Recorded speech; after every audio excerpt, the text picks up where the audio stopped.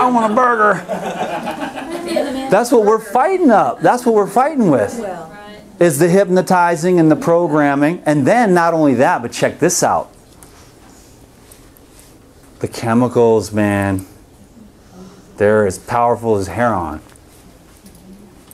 They're as powerful as cocaine, man. You think that these guys are not sitting in a laboratory hiring scientists to figure out how they get the rats won't eat, they won't sleep, they won't have sex, they want more of that food stimulant. And that rat will keep on running back until it eats itself to death. And then all these people get a hold of me. I drink my green smoothie in the morning, dude, but I can't get off the Chick-fil-A. I can't quit eating at McDonald's. I have to go to the Chinese food place. I love Indian food. You know? It's like the dance of the neurons, I call it, man. And that's what I'm fighting against. And it's so hard to stop salt.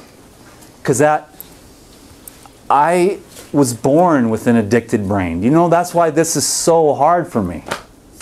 But that's why I know that I bet you a lot of you are the same way. My parents were straight up. Like, my brain is the addicted, like, depressed brain. That's just between you and me and 10 million people on YouTube. So it's hard for me to do this, but I love it because I'm good at it. Those videos, you know, get me in front of a juicer, stack up the veggies to the ceiling, baby. I'm going to be wrapping and throwing in carrots and stuff. That's my favorite videos. The food is like my little prop.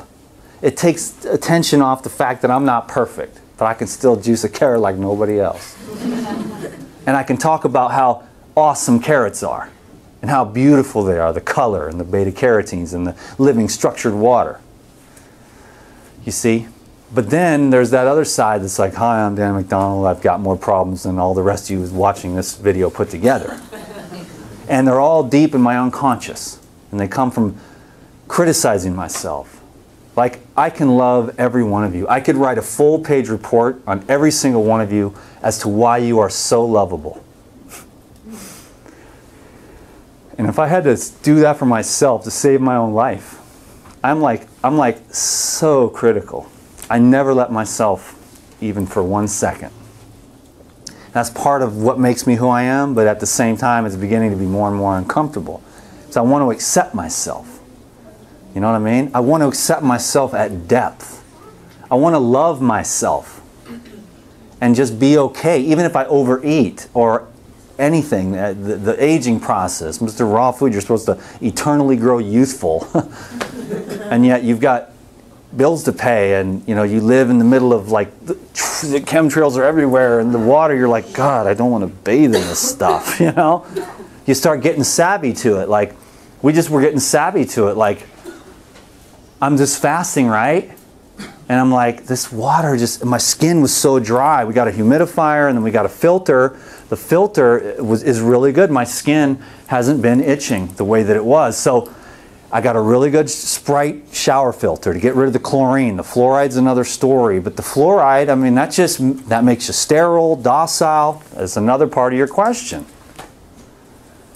There's a war being waged. I'm not a huge conspiracy theorist, but I'll tell you, if I was sick and wanted to have control, I would use the methods that they're using to do what they're doing because they want to have control. So what I do is I see that, I admit it, it makes sense, and then I start looking for solutions. Like, I don't want to be Mr. Geoengineering stopwatch with parades and signs. What I'm going to do, though, is design heavy metal detoxification programs as I learn more and more about this, the brain, and what the aluminum is doing to people's brains. So I'm going to be more interested in looking for solutions because of the inflammation that's coming from the chemicals everywhere, which are cellular irritants, which create like stiffness and pain and just a fuzzy fogginess.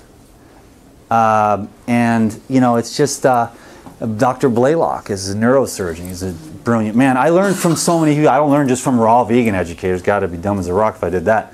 I learned from, you know, people that are like, okay, this guy eats meat, so what, man? You know, I can learn from him. He's got 40 years of clinical experience. I want to know what he knows and how he's helping people. And so that's what I do. I learn from everybody that's got like something good to say.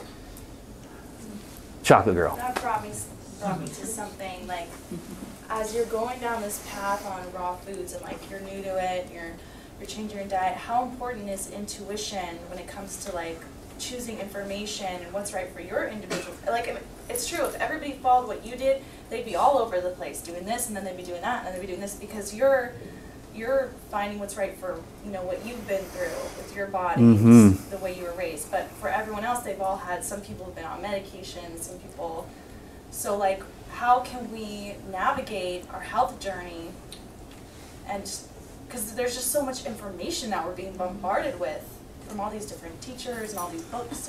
You already said the key word, intuition, which, you know, is going to be a great relationship with that inner voice, a trust. Because when you don't listen to it, you dum-dum yourself, don't you? You should have turned left, but you did turn, what you done went and turned right. When it told you left, left, left, left, left, but the map says right, and you didn't listen, did you? And then you get stuck in traffic for 2 hours because there's an accident. You're more powerful than you realize. Same thing with the food trip. Yeah. And it's there. It's the voice, man. You know what you need to do. You need to lighten it up and keep moving in that direction of intuition and listening. And not listening to the world and not listening to the other raw food teachers, but listening to yourself. Like, yeah, I get all kinds of information from all kinds of people, but at the end of the day, I tap in to myself, you know? And that's the guy there that says, you know what you need to do. You know how you feel better. Juices, fruits, simple. And then you know how you keep from overeating is the mono meal. You sit down, you eat 6 or 8 oranges, and you're satisfied, you're satiated, you're hydrated, but then as soon as you start mixing everything together and you're going for that neuronal stimulation, the dance of the neurons, and that's what I'm dealing with right now, is it just loves to be stimulated. And I've gotten, you know, at first it's like ice cream and candy bars and drugs and cocaine and porn and movies and violence, you know what I mean? But then you get more mature spiritually and you start letting those things go, and okay, that's not, the porn is not the best form of stimulation. Cocaine is probably going to end up killing me and taking all my money. I don't need to be drinking every day because I just puke on myself and get 4 DUIs. I'm going to go to prison next time. You know, you start wisening up. And pretty soon, if you're like me, it's a pretty good level, I got to admit. When raw foods is your only drug, and for the most part is like salt once a week, you're doing okay. But then again, like, I find myself really drawn to the fats for the stimulation as well. 1 avocado is one thing, 4 is another. Who's never done it? I'm in good company. So y'all know what I mean. And then you're like, okay, temporarily your problems are assuaged. But I'm trying to get to that point where I'm more centered, stable, focused, and present. With the unpleasant and the pleasant, and riding the ride right down the middle, and not needing to go like, are you really hungry? No, but you really want that salad because you're so used to it with the salt and the spices and all that, and it's like the spices, but then I pay the price the next day. So for temporarily, I get the dance of the neurons that I'm used to after almost 40 years of dancing of the neurons. Cocoa Pebbles, Chinese food, Hamburger Helper. Ooh, it's so good. It tastes good. But it's like, but the dance of the neurons. So in one sense, we're all kind of addicts.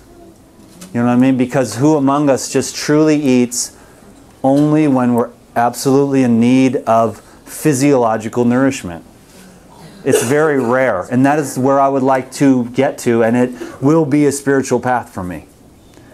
To let go of the habitual eating and eat to truly nourish and to support my personal spiritual goals, you know, which is to be illuminated, to have the cup that overflows, and yet the fountain of life stops when the belly is too full of undigestible combination. She's first. So you think that raw food is a journey for everybody?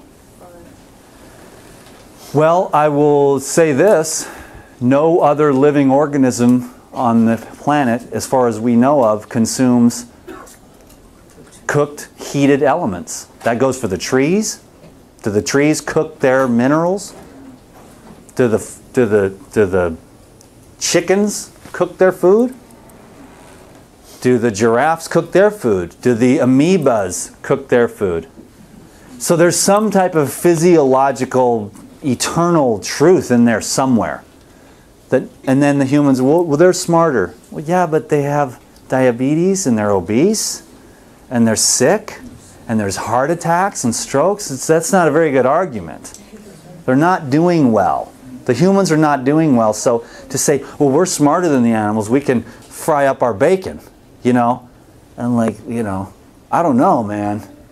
Now, I will say that we did leave the Garden of Eden, the equator. We have no fur. So we go up in these places and then we kill an animal and eat it to stay warm and survive. Okay, nothing wrong with that, right? I mean, if you say, I won't eat an animal when I'm starving to death, you've never been truly hungry. Because you will. And people have eaten other humans when they're that hungry and afraid of dying of starvation. See what I'm saying? Now there might be some spiritual masters that say, I will just fast until the helicopter comes or something.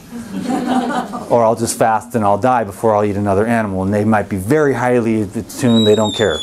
But is raw food for everyone? I do believe that living cells benefit from the elements and the vibrational qualities of other living cells. I don't think that you can enhance the function of your cells with cells that have been disfigured by heat or transformed, and then the body has to take its vital electricity flowing through the brain nerves and the GI tract, because the nerves are attached to the stomach, and then when the stomach is so full of a big old pile of food that's been heated to a very high temperature, coagulated, it can be very difficult and can take that. You've all done it. You've had it. You're feeling great. Your mind is on light. You're happy, and then you go out to dinner with your friend. You eat something very heavy, and it's just like. And that vital force. So one of the issues with the humans is that they are constantly, you know, using up their vital force that could be used for creativity, consciousness, into their stomach. So it's, in a lot of ways we eat away our lives because we're so used to eating the foods that don't nourish us at the levels of the minerals and the vitamins. So what I'm looking at right now is better ways to get that that nutrient density. That's the people that live the longest, are the ones that focus on the nutrient density of their foods and don't overeat. If you're starving to death and you're eating yourself to death while you're starving to death because the processed food is not going to give you what you need. As far your body is like craving like vitamins and minerals, and if it's not getting them, then it's starving. My turn? It's your turn. First, I want to thank you for all the great work you're doing and are going to do. Thank you, thank you, thank you. And I want to ask you... My pleasure. Thank you. Sort of a personal question. Did you grow up in a family where there's a lot of tension, so that when you were little and your eating habits were forming, that you got into, you know, using food to subdue things because of tension in your family, like a lot of us had? My dad was more than a little violent. Okay, so my dad was an alcoholic. But on top Tension. of that, some of us who were on the Spock method, where they fed you when you were an infant every 4 hours, whether you needed it or not, and you fall asleep crying for food, and then they wake you up and feed you. Yeah, that's what I'm saying. So look at the stuff. Like, all that stuff. The vaccines and the weird eating and the formulas. It's like we got a lot of strikes against us from the get-go. I think we should take it easy on ourselves because of that. Yeah. You know, look, it was a helpless environment when we were So anyway. Well, that's why I say that. I learn more from everybody else, you know, than you learn from me, because I need to take it easy on myself, because God knows what we've been programmed with since we were just see, I study, my favorite thing is like how to grow a healthy baby. It's like, and I'm not talking about like after they're born. I'm talking about 2 years before you even conceive. You know, and people don't think about that. Oh, it's an empty vessel when it's born. It's like, excuse me, you ain't right. No, I can stress out all 9 months, but then once the baby's born, then we'll relax. Now you got a baby. Why is this baby so stressed? Well, because you were stressed. You were afraid. You were judging yourself.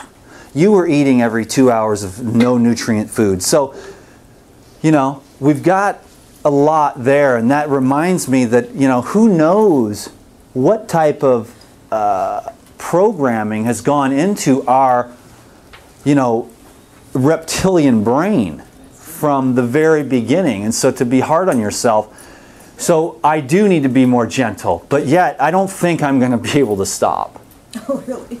No, Give it up. no, not stop. Like I can stop criticizing, and Good. I can be more powerful with love. You will. Amen. Amen. Right. But this thing that I'm on, like, man, it's like there is so much potential within this Dan. Just like there's so much potential in every single one of us, and there's this. It's just it's to honor God. God is within you, burning, waiting to be expressed fully for you, the little you, to get out of the way of the big you. But the little you is always like, oh, you did it again, dummy. 3 avocados with salt. Oh, good job. Now you're gonna only be able to run 5 miles tomorrow instead of 8. You know what I mean? And you judge yourself. But you know, we really want to keep lasering in, tuning up, simplifying. And there's so many things, like when you go to eat, to turn it into a religious ceremony. There's so much more satisfaction. That if you turn a mono grape meal into a religious ceremony. But first you have to get hungry. We eat too much. Like I do water fasting. So I remember the time I broke a water fast with a cabbage. It tasted like a Hershey's bar. You know what I mean? And so then I was like, wow, so this is how it works. But then you go with the cabbage, and then you throw some avocado on there, then a couple of jalapenos, then some sea salt, and then a week later, you're making the big mishmashes again. And I'm like, I need a water fast again and get back to that cabbage mono meal tripping, because I felt good after that, because everything digests when it's so simple like that. 2 or 3 kinds of food. I mean, I try to do that. You know, celery with avocado, tomatoes with lettuce. And really get into, of course, you got to find high quality food. You can't get the crappy tomatoes, and it'll be like, this cardboard is wonderful. Thanks, Life Regenerator. I need some sea salt on these cardboard tomatoes, you know. But if you get good tomatoes and you start working with the senses, then you can just really enjoy, you look forward to it. Drink a couple juices during the day, and then you really look forward to your cucumber, tomato, and lettuce stacks. You know? And for me, right now, I'm working on just the spices, just trying to get that out of there, because that's the dance of the neurons. That's my little, it just, you know, it excites them, the spices and the salts and the dingy zangy bang bang, you know, and that is what I've been dealing with this whole life, from, you know, Hamburger Helper and government cheese and raviolis and cereal and Fruity Pebbles and everything, you know. Question. I have a question. So I think most of us have probably eaten not so healthy growing up. You know, when you start getting onto this path, like, you know, healthier food, and you start eating more raw and vegan, you start detoxing a lot. I mean, at what point, I mean, it seems like for you, you're kind of on this really spiritual, I mean, at what point do you know that you're like, okay, I'm pretty healthy now? Like, I've detoxed everything, and, you know, like, I've detoxed a lot of the junk that's been in there for years. Like, how do you know when that is. I mean, I know intuition and everything, but I mean, does it take years? Are we talking about 10 years? And supposedly cells regenerate every 7 years, right, or something like that? Yeah. I'm just wondering, like, at what point can I be like, okay, I'm good. Let's put it this way. Imagine someone goes in for a water fast and does an extended water fast, and drugs that were taken 40 years before begin to surface and be loosened up. Okay? Most of you will never reach the complete healing, unfortunately. It is very challenging work. And most of you aren't even inspired by it. You drink some juice and lose a little weight and you're all good. But I'm talking about the full activation. And for me, the only reason I do it is because of my background, that I need to do this way with the food. Many of you have had good parents, and your brain and your nerves are better, and your constitution is stronger. Your parents were farmers. You have a better constitution. Your glands are stronger. They're bigger. I'm a medium constitution guy. My parents were like doing stuff, you know, that's not the best. There was violence. There's a lot of things in this brain. I need all the electricity. I need the purity of the colon and the nerve endings. And it makes you seem like you're nuts, you know, when you talk about what's really real. But let's imagine my buddy Lou Corona, a couple of 40-day water fasts. A couple of 40-day water fasts. Whoa, that's too much. But there's something about that. Squeezing the sponge all the way. And then, and that means, and that's when we're talking about the activation of DNA, the tonification of the telomeres on the end. You're talking about tightening up. You're talking about expanded levels of human growth hormone. We're talking about wrinkles and lines leaving your face. We're talking about stiffness leaving your joints.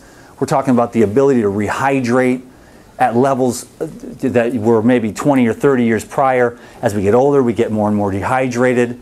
The interstitial cellular fluids become dehydrated. It's because we're not drinking structured water, and it's not getting into the cells, so they're not able to let go. I mean, this is, maybe I am nuts, but at the end of the day, I'll have one hell of a journey. But it could turn out that I'm actually onto something here, and guys like Arnold Ehret, and Paul Bragg, and Lou Corona, and Jesus, and Moses, and the monks that fast 40 days every year and never grow older, and the women that are like 72 and they look like they're 35 because they fast 40 days every year, and then no one can guess their age, and they're on day 18 of a water fast, you know, teaching a Pilates class, and nobody knows she's water fasting 18 days water fast because she's got so cleaned out and her glands are so alive and she's so clean that she literally lives off some sips of water and oxygen. And Lou Corona, he went to work one day and he worked for 10 days straight with no food, pulling the green chain. And I know what it's like to pull a green chain. We're talking 500-pound cants. God, those were the days. I was so buff back then. That was fun. But, you know, and so when you're really healthy, the food it becomes less and less. But if there's an acid condition, as soon as you start cleaning up a little bit, and you start, let's say you go on a 7-day juice cleanse or whatever, on day 5 you start to feel a little sluggish. I need some protein. No, the sludge is starting to be released. So as long as there's sludge there, that gets, and it accumulates, it's going to want to come out. And it's just, the levels of this thing go beyond what we can even comprehend, but yet I see it. I see the full activation, and I see, you know that picture that all the saints have behind their head? To me, that's real. To me, that is the pituitary and pineal gland fully activated. And they're doing everything they can, and this is the conspiracy stuff, they don't want you thinking for yourself, because then you ain't going to be, you're like, nature's your master, not them. Not consumerism, products, services. Nature becomes your master. You become your own master. When you're fully awakened, you know who you are. And they could hang you up on a cross, and you'd still be loving them and forgiving them because you know what you are as experientially. That's what I'm saying. That's kind of the only way I could say it, is that experientially I want to be emblazoned by the eternal light.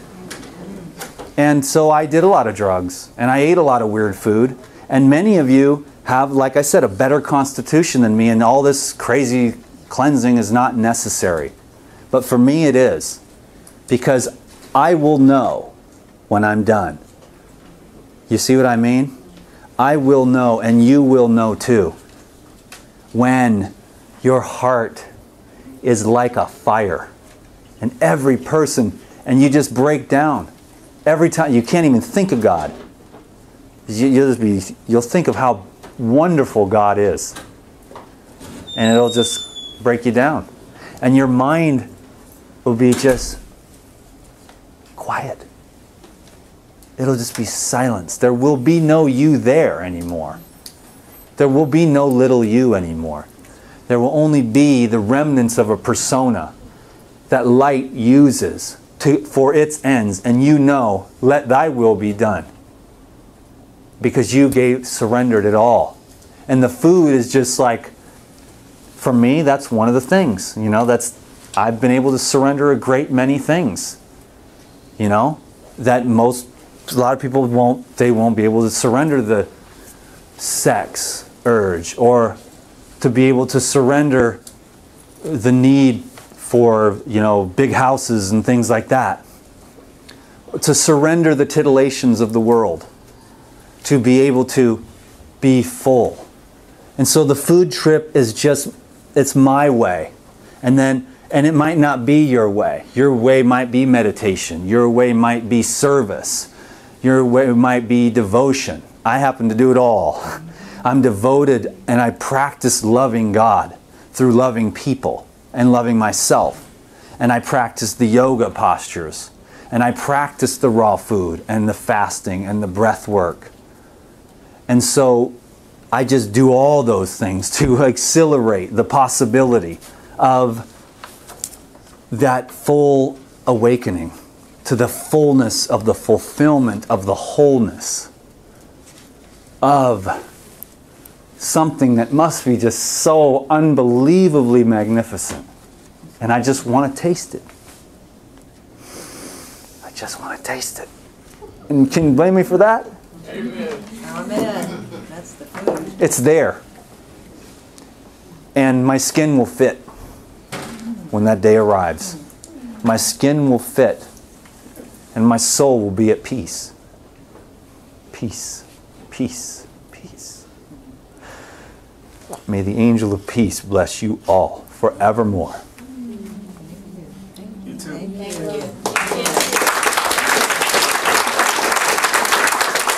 Thank you. Are they kicking us out yet, or there might be a question or something? Yeah. Thanks, everyone. Thank you. You were talking about how you read a book. I read a book called Become Younger. Become younger. Overnight, my whole life changed.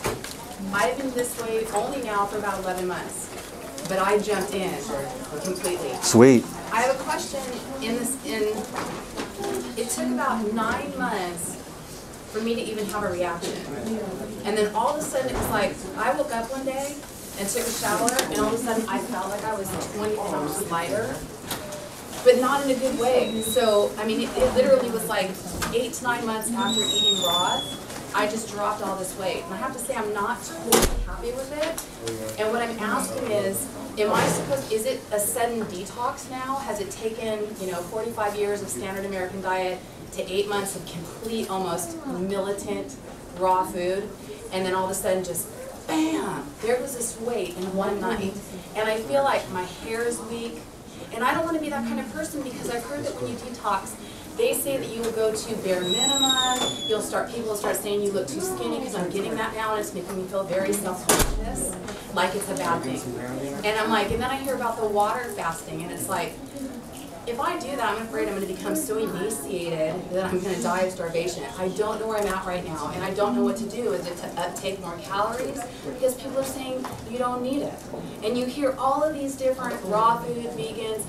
we've sat in a couple of things now, and every single person has a little something different. And I think it goes to individuality and what's best for you. Yeah. But I'm a little lost right now.